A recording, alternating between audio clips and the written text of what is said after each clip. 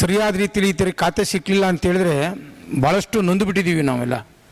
ನಾವ್ಯಾಕೆ ಇವತ್ತಿನ ಸರ್ಕಾರಕ್ಕೆ ಯಾಕೆ ಸಿದ್ದರಾಮಯ್ಯವ್ರಿಗೆ ಭೈರಪ್ಪನವರು ಅಭಿನಂದನೆ ಹೇಳಿದ್ರು ಅಂತ ಹೇಳಿದ್ರೆ ಭಾಳಷ್ಟು ಆಡಳಿತ ಮಾಡಿದರು. ಆದರೆ ಸಿದ್ದರಾಮಯ್ಯವರು ನಮ್ಮ ಮನವಿಯನ್ನು ಸ್ವೀಕಾರ ಮಾಡಿ ನಾವು ವೈಯಕ್ತಿಕವಾಗಿ ಕೂಡ ಅವ್ರಿಗೆ ಸಿದ್ದರಾಮಯ್ಯವ್ರಿಗೆ ಮನವಿ ಕೊಟ್ಟಿದ್ವಿ.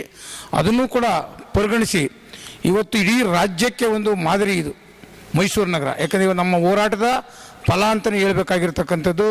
ಇದನ್ನು ನಮ್ಮ ಜನ ಏನು ಹಳೆ ಬಡಾವಣೆ ಅಂತಗಳು ಏನಿದೆ, ನೀವು ಯಾವುದೇ ಮುಜುಗರವಿಲ್ಲದೆ ನಿಮ್ಮ ಆಸ್ತಿಯನ್ನು ವಿಭಾಗ ಮಾಡಲಿಕ್ಕೂ ಕೂಡ ನಿಮ್ಗೆ ಅನುಕೂಲ ಆಗಿದೆ.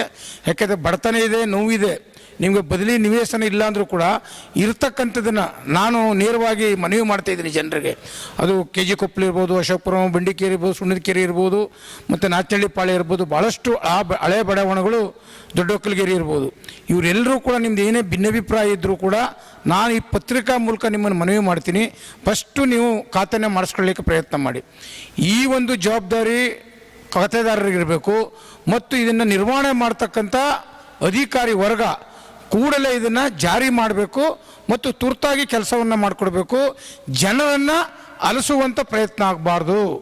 ಜನರನ್ನು ಅಲ್ದಾಡೋ ರೀತಿಯಲ್ಲಿ ಅವ್ರನ್ನ ಬ್ಲ್ಯಾಕ್ ಮೇಲ್ ಮಾಡಿ ಈಗ ಬನ್ನಿ ಆಗ ಬನ್ನಿ ಅಂತಕ್ಕಂಥ ಸುಳ್ಳು ಸುದ್ದಿಯನ್ನು ಹರಡಿ ಇವತ್ತು ಇಡೀ ನಗರ ಪಾಲಿಕೆ ವ್ಯವಸ್ಥೆ ಹೇಗಿದೆ ಅಂತ ಹೇಳಿದ್ರೆ 9 ಝೋನ್ ಮತ್ತು ಮೇನ್ ಬ್ರಾಂಚಲ್ಲೂ ಕೂಡ ಇವತ್ತು ಭಾಳಷ್ಟು ಅವಳಿಯಾಗಿದೆ. ಯಾರಿಗೂ ಕೂಡ ಮುಕ್ತವಾದಂಥ ಅವಕಾಶ ನಗರ ಪಾಲಿಕೆಯಲ್ಲಿ ಕೆಲಸ ಮಾಡಲಿಕ್ಕೆ ಸಾರ್ವಜನಿಕರಿಗೆ ಭಾಳ ತೊಂದರೆ ಆಗ್ತಾಯಿದೆ. ಏನೋ ಒಂದಷ್ಟು ಯಾರೋ ಜಾಸ್ತಿ ಖರ್ಚಾಡಿ ಕಿರ್ಚಾಡಿ ಒಂದು ಲಂಚ ಕೊಟ್ಟವ್ರಿಗೆ ಬೇಗ ಕೆಲಸ ಆಗ್ತದೆ ಹೊರತು ಲಂಚ ಮುಕ್ತವಾಗಿ ಯಾವುದೇ ಕೆಲಸನೂ ಕೂಡ ನಗರ ಪಾಲಿಕೆಯಲ್ಲಿ ಆಗ್ತಾಯಿಲ್ಲ ಅಂತಕ್ಕಂಥ ಧೋರಣೆಯನ್ನು ಕೂಡ ನಾನು ಮಾಧ್ಯಮ ಮೂಲಕ ಎಚ್ಚರಿಕೆಯನ್ನು ಕೊಡ್ತಾ ಇದ್ದೀನಿ. ಇದೇ ರೀತಿ ಏನಾದರೂ ಕೂಡ ನೀವು ಮುಂದುವರಿಸೋದಾದರೆ ಒಂದು ದೊಡ್ಡ ಆಂದೋಲನವನ್ನು ನಾವು ನಗರ ಪಾಲಿಕೆ ಆಡಳಿತದ ವಿರುದ್ಧ ನಾವು ಚಳವಳಿಯನ್ನು ಮಾಡಬೇಕಾಗ್ತದೆ. 9 ಜನ ಎಸಿಗಳು ಕೂಡ ಇದನ್ನು ಗಮನದಲ್ಲಿಟ್ಕೋಬೇಕಾಗಿರ್ತಕ್ಕಂಥದ್ದು, ಡಿ ಒಗಳು ಕೂಡ ಇದ್ರ ಜವಾಬ್ದಾರಿ ಇಟ್ಕೋಬೇಕಾಗಿರೋದು ಮತ್ತು ಕಂದಾಯದ ಕೆಲಸ ಮಾಡ್ತಾ ಅಧಿಕಾರಿಗಳು ನಿಮ್ಮ ಪಾತ್ರ ಬಹಳ ಬಹುಮುಖ್ಯವಾಗಿದೆ. ಕಂದಾಯ ಇಲಾಖೆ ಪಾತ್ರ ಬಹಳ ಮುಖ್ಯವಾಗಿದೆ ಮೈಸೂರು ಮಹಾನಗರ ಪಾಲಿಕೆಯಲ್ಲಿ. ಇದನ್ನೇನಾರ ನೀವು ತುರ್ತಾಗೆ ನೀವು ಸಬು ಬೀಳ್ಕೊಂಡು ಮತ್ತೆ ನೀವು ಸರ್ಕಾರಕ್ಕೆ ಕ್ಲಾರಿಫಿಕೇಶನ್ ತಗೋಬೇಕು. ಇದೆಲ್ಲ ಬೇಕಾಗಿಲ್ಲ. ಒಂದು ಕ್ಯಾಬಿನೆಟಲ್ಲಾಗಿದೆ ಮತ್ತು ರಾಜ್ಯಪಾಲರು ಕೂಡ ಅಂಕಿತ ಆಗಿದೆ. ಆದಮೇಲೆ ನಿಮ್ದು ಏನು ಇಲ್ಲೇ ಇಲ್ಲ. ಸರ್ಕಾರ ಆದೇಶ ಕ್ಯಾಬಿನೆಟ್ ಆದಮೇಲೆ ನೀವು ಕೆಲಸ ಶುರು ಮಾಡಬೇಕು.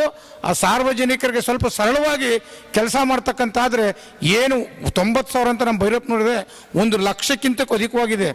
ಯಾಕೆಂದರೆ ಪಾಪ ಅವರು ಅದರಲ್ಲಿ ಭಾಳ ಪರಿಣಿತರು. 1 ಲಕ್ಷ ನಿಮಗೆ ಎಷ್ಟು ಲಾಭ ಕೊಡ್ತದೆ ನಗರ ಪಾಲಿಕೆ ನಿಮಗೆ ಅಂದರೆ ಆ ತೆರಿಗೆಯಿಂದ ನೀವು ಬೇಕಾದಷ್ಟು ಅಭಿವೃದ್ಧಿ ಮಾಡ್ಬೋದು. ಇವತ್ತು ನಗರ ಪಾಲಿಕೆಯಲ್ಲಿ ಅಭಿವೃದ್ಧಿ ಅಂತಕ್ಕಂಥದ್ದು, ಮೂಲಭೂತ ಸೌಕರ್ಯ ಅಂತಕ್ಕಂಥದ್ದು ಕುಂಠಿತವಾಗಿದೆ. ಇವತ್ತು ಕುಂಠಿತವಾಗಿದೆ.